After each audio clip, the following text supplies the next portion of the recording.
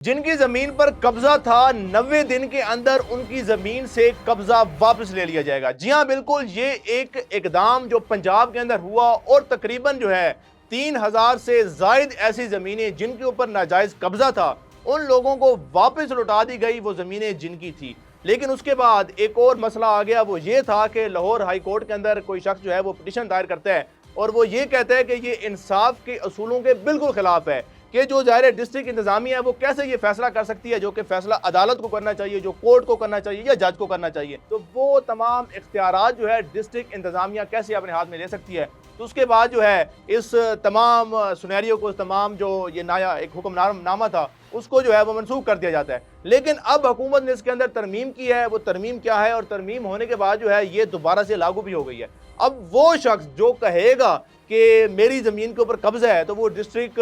جو انتظامیہ ہے اس کے پاس نہیں بلکہ وہ ڈائریکٹ کورٹ کے پاس جو ہے وہ درخواست دائر کرے گا کہ میری فلاں زمین ہے اور فلاں زمین کے اوپر جو ہے فلاں شخص نے، فلاں پارٹی نے یا جس نے بھی جو ہے وہ قبضہ کر رکھا ہے تو اس کی شکایت درج جو ہے وہ کروائی جائے گی اور عدالت جو ہے وہ ظاہر ہے اس کو 90 دن کے اندر اندر لازم ہوگا کہ وہ اس کے اوپر فیصلہ بھی کرے۔ اب وہ فیصلے کے ساتھ ساتھ اب عدالت کے پاس یہ بھی اختیارات ہوں گے، یعنی کہ جج کے پاس یہ بھی اختیارات ہوں گے تو وہ شخص کو سزا بھی دے سکتا ہے جس نے اس زمین کے اوپر قبضہ کیا ہوا ہوگا۔ وہ سزا کیا ہوگی؟ اس کو 10 سال کی قید اور 1 کروڑ روپے تک کا جرمانہ بھی ہو سکتا ہے۔ اور اگر وہیں پر کوئی ایسا شخص جو کہ الزام لگاتا ہے کہ فلاں شخص نے میری زمین کے اوپر قبضہ کیا ہوا ہے حالانکہ وہ زمین اس کی نہ ہو، دوسرے ہی شخص کی ہو، تو پھر اس شخص کے اوپر بھی جو ہے وہ جرمانہ ہو سکتا ہے، یعنی کہ جو شخص جھوٹی درخواست دے گا تو اس کے اوپر 5 لاکھ روپے تک کا جرمانہ اور 5 سال تک کی جو ہے وہ قید جو ہے اس کو ہو سکتی ہے۔ تو اس اقدام کے بارے میں آپ اپنی رائے کیا رکھتے ہیں؟ کمنٹ سیکشن میں لازمی بتائیے گا۔